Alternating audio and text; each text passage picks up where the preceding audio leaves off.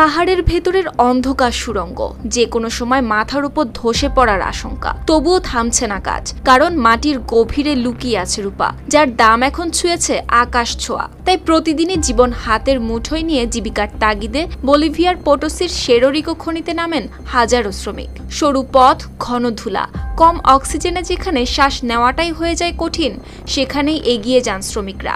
হাতুড়ি আর স্পাইক নিয়ে খুঁজে বেড়ান রূপা।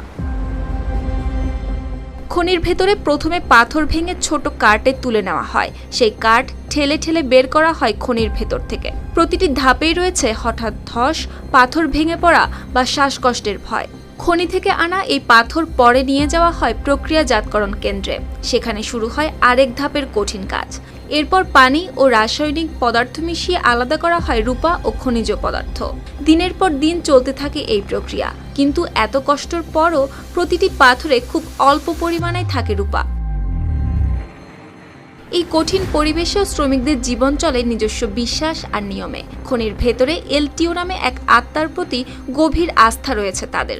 সেই বিশ্বাস থেকে নিয়মিত সিগারেট, অ্যালকোহল ও কোকো পাতা উৎসর্গ করে তাকে সন্তুষ্ট রাখার চেষ্টা করেন তারা। আর বিশ্রামের সময় কোকো পাতা চিবিয়ে ক্লান্তি দূর করে আবার কাজে ফেরেন অনেকে।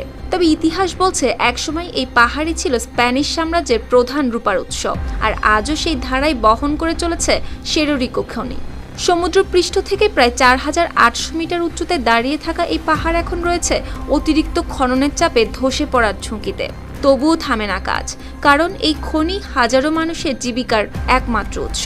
তাই অন্ধকার সেই সুড়ঙ্গের ভেতরে তারা খুঁজে ফেরেন রূপা, আর তার সঙ্গে বেঁচে থাকার সম্ভাবনাও।